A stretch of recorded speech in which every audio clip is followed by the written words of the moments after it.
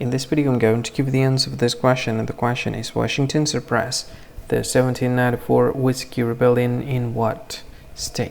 Now I'll give you the answer for this question, and the correct answer for the question is Pennsylvania. Well, the answer for the question, Pennsylvania.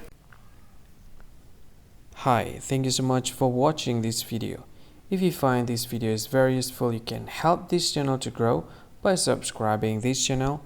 Please this subscribe button and don't forget to like this video. And if you find this video is not really good, or you don't really like this video, or you kind of feel that it's a little bit offensive or something like that, you can click this one, dislike button. You can do that anyway.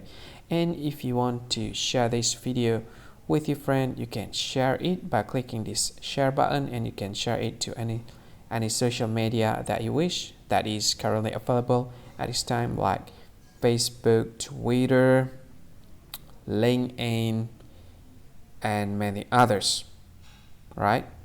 And if you want to add this video to your playlist, you can click this one. You can watch this video later, and you can find more options by clicking these three dots.